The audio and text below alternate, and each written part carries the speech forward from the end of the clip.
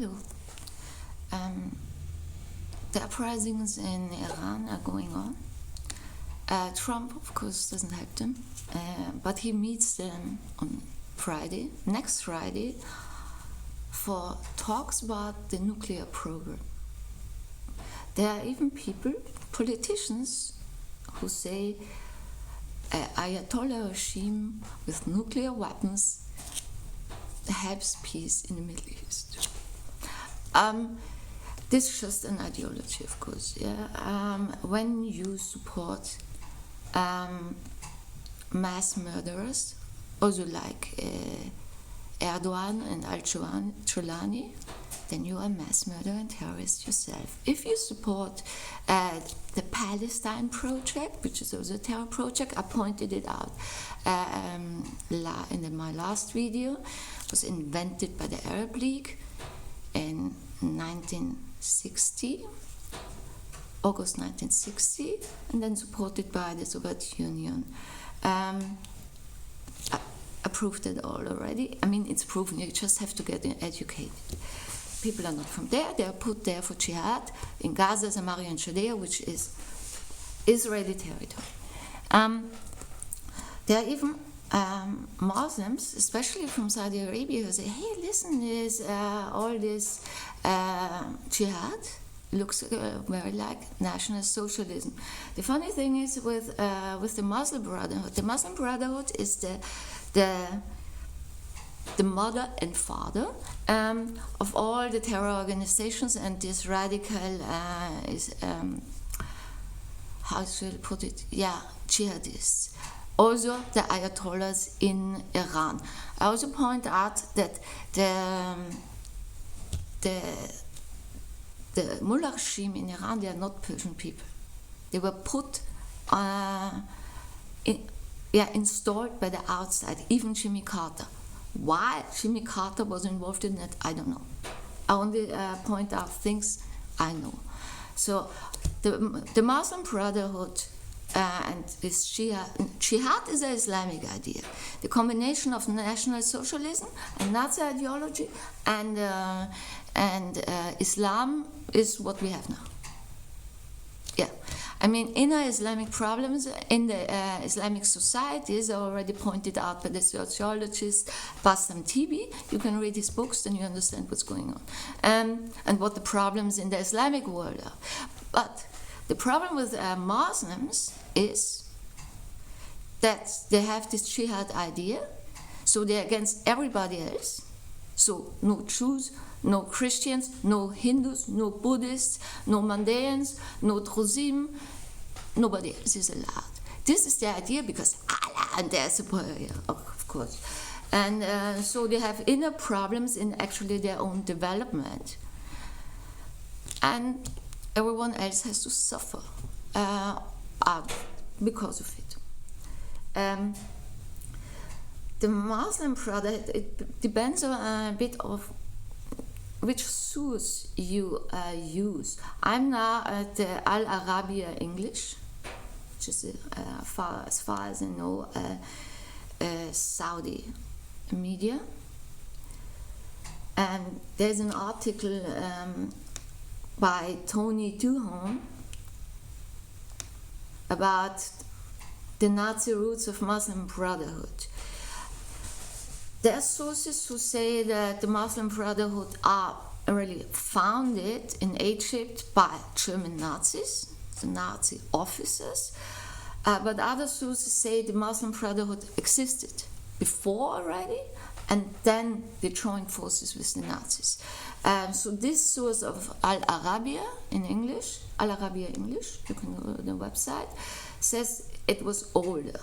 So that the Muslim Brotherhood was already active in Egypt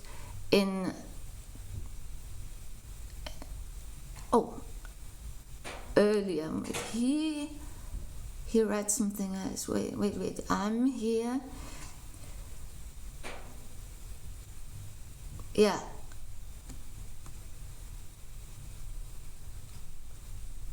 So actually it's not, yeah, it was founded by Al-Banna. the Muslim Brotherhood was founded by al-Banna.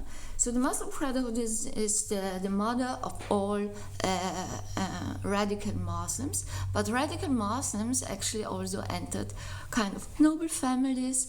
So every time you see somebody supports a Palestine project, talking now about Muslims, like also the UAE or whatever, or say Israel occupies Samaria, Judea, and Gaza.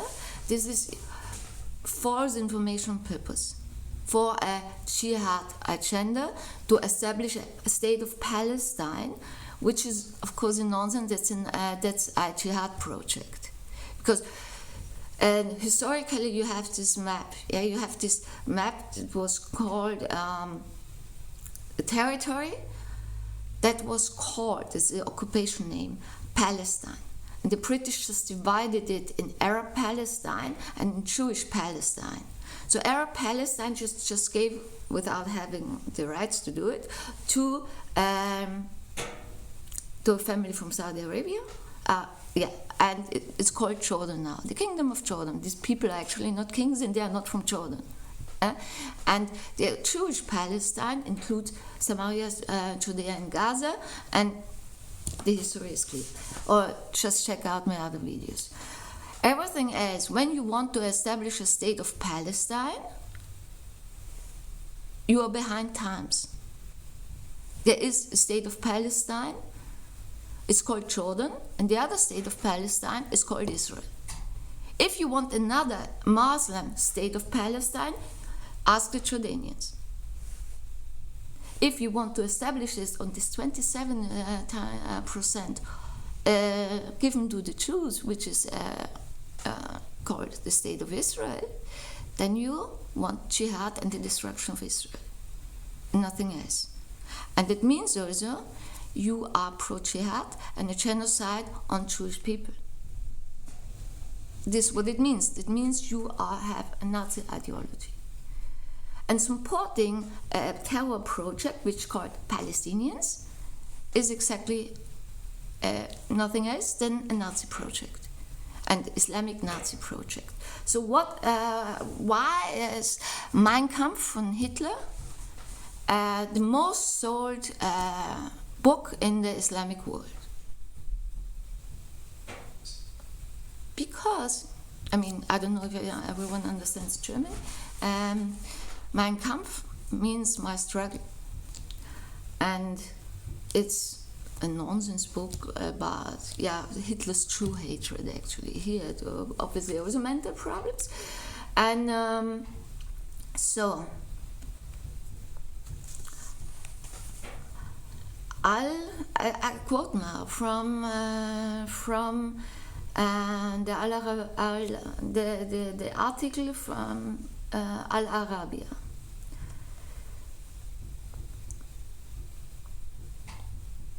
Just like Hamas, Al-Qaeda, Islamic Jihad, and ISIS, the Muslim Brotherhood base much of their ideology on the teachings of several educators and philosophers who were influenced by Adolf Hitler.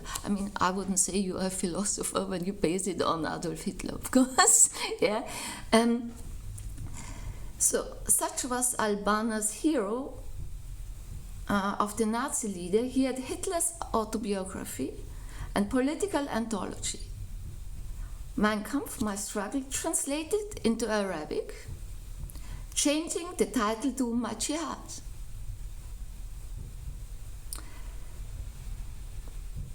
Al-Banna was so obsessed with the Nazis, he also had copies of the antisemitic newspaper, Der Stürmer, a tabloid published by the infamous Jew-hating Julius Streicher, adapted to suit the Arab world with its despicable anti-Semitic cartoons.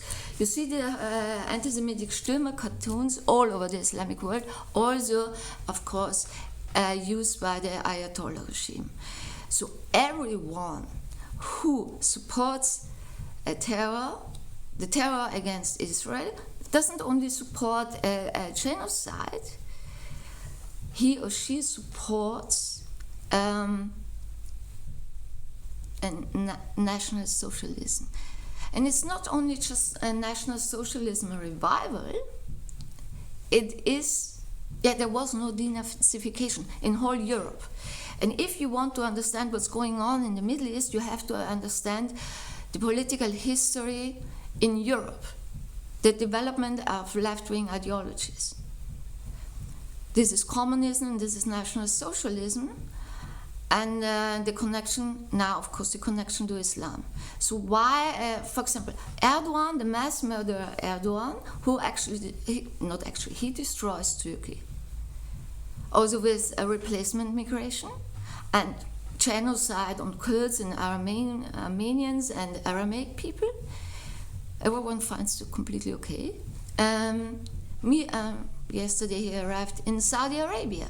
So he met Mohammed bin Salman, MBS. I mean, the most people don't know that MBS actually didn't stand for jihad, but for development of the Middle East. Islam, the more radical you are, the more you destroy your country. It's not good for the citizens in the Middle East. It doesn't matter if you're Yazidi or Muslim or Jewish or whatever. Yeah? It's just a destruction program, like all left-wing ideologies are destruction programs. If you want to understand why Putin and his government still supports the mullahs in Iran and also China, this is, you have to understand the development of left-wing ideologies in Europe. Why Trump once now talks about a nuclear deal with mass murderers is a good question. It's Witkoff, it's Kuchner, and what's the other guy called?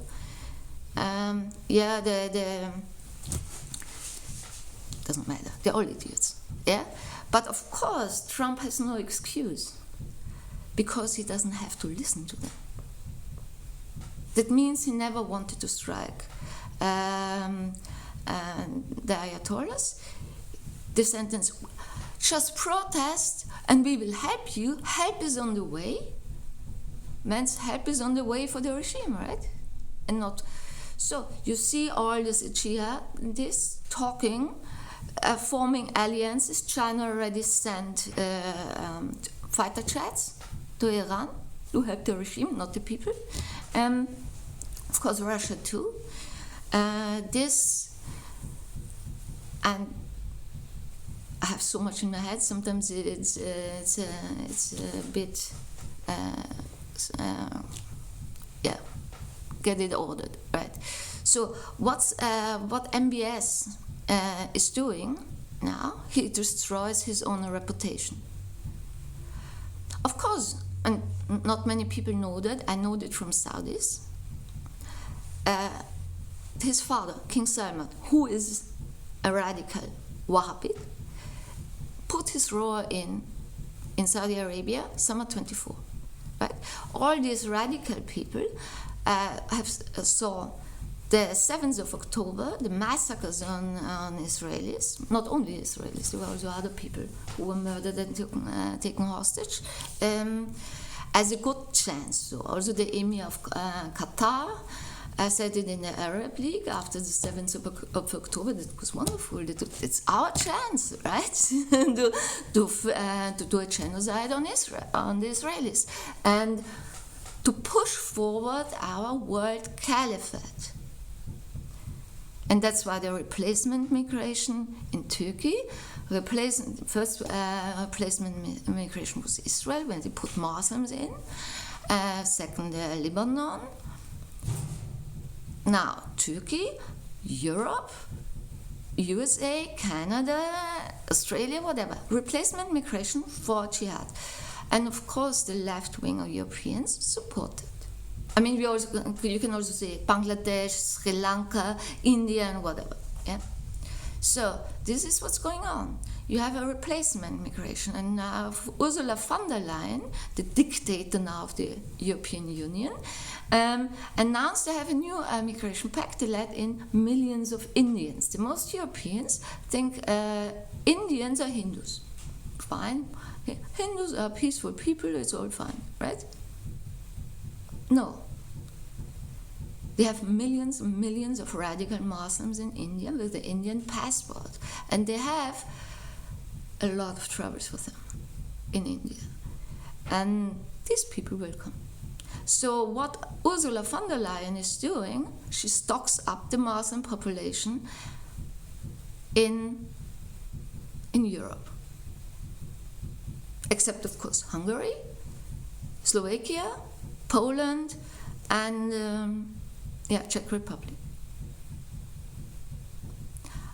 Spain, I saw it, they started 2 days ago, neutralized now 500,000 Muslims.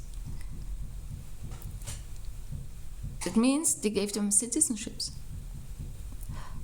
When you have a citizenship in a democratic system, so I explain it now from people from the Middle East who are not from democracies, means you're allowed to vote, but you're also allowed to be elected as a politician. That means people take over the government of a country. It's something else. When you have, when I moved to the UAE and they give me the citizenships, I'm not allowed to vote. The politics, the decision making in the country is still in the hand of the locals, right? But in a democracy, the citizenship means that you can take over the country, the whole decision making. And this is what's happening also, has happened in Great Britain. And it means also that they are allowed to move everywhere else in the European Union. With the EU passport, you are allowed to work and live everywhere you want in the European Union. This is a problem, of course. And when we don't now switch back to the Middle East and Islam, but there's always a connection, because we talk here about left-wing ideologies in connection, Nazi ideology in connection with Islam. This is the problem we face in our world. And they're all compliant. There is the Saudis. And I don't care if MBS is on top of the assassination list in Saudi Arabia, when he doesn't comply to his Islamist father. When the system in your country is, you have to assassinate your predecessor and make sure the politics is like, you make politics is according to your conviction, then why don't you assassinate Salman? This is not, it's not an excuse for jihad and the destruction of the Middle East and the world. And supporting and meeting a mass murderer like Erdogan, there's no excuse for it. And talks with mass murderers from the the radical regime in Iran, there's no excuse for it. And I say that not only to the Muslims, I say that also to Donald Trump.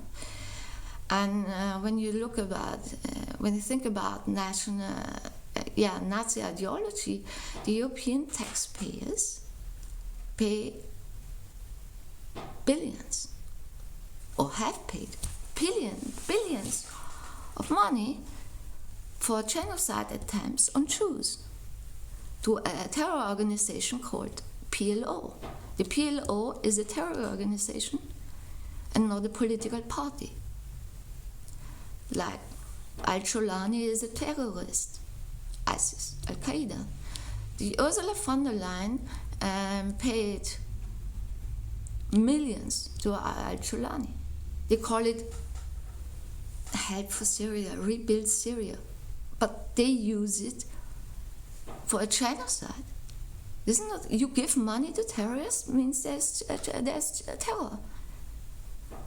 When you can't also say, "Oh, I'm humanitarian. That's why I'm pro-suppressed people, and that's why for Palestinians." But they are not suppressed people; they are terrorists.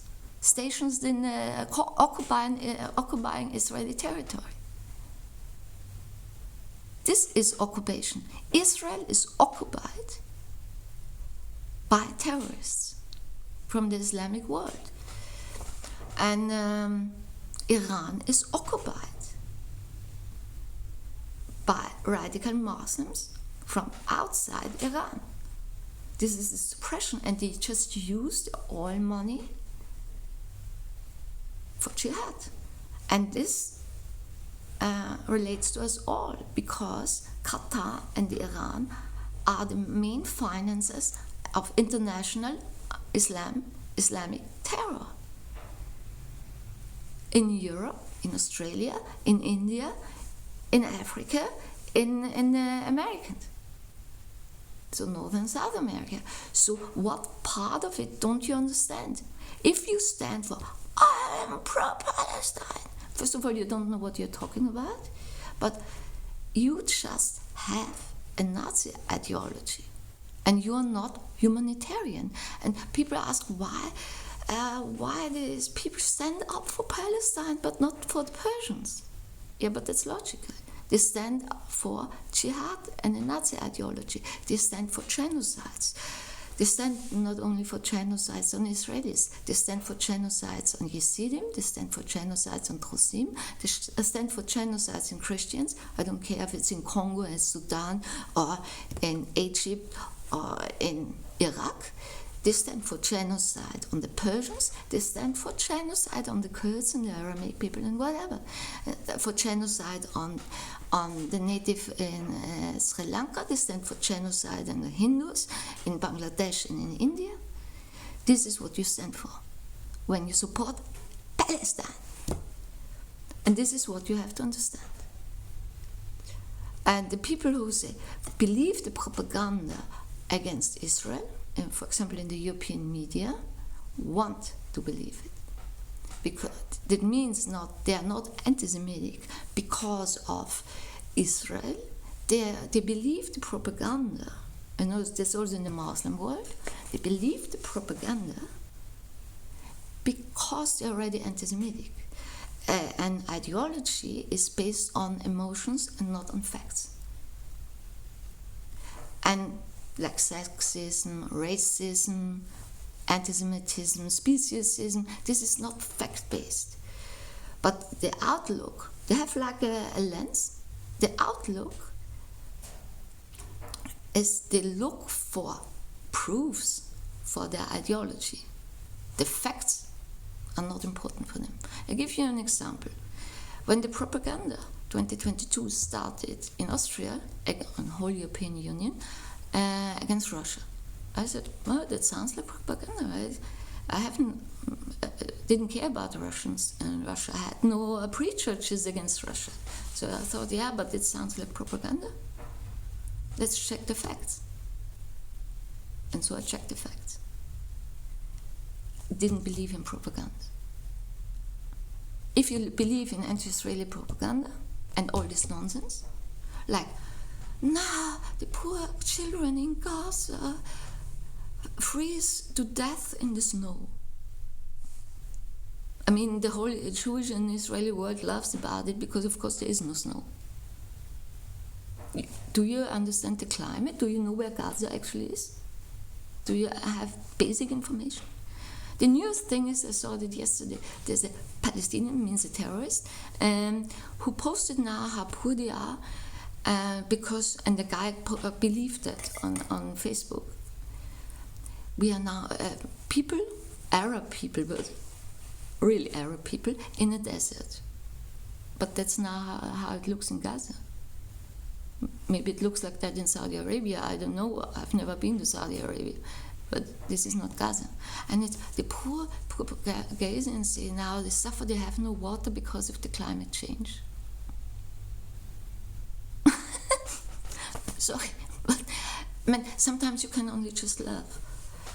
But I would laugh about it. But millions of people have been killed already. And this is really enough. Stupidity is not an excuse. lack of education is not an excuse. You can get educated. If you don't educate yourself, you don't want to be educated and you don't want to see the facts. The people like that destroy our world for everybody, everywhere. And there is no excuse for that. A criminal is not the main problem. The main problem in the world why crimes happen are the people who keep silent and comply. This is the problem in our world and always have been. And this also goes to Donald Trump. Your blood is also on your hand.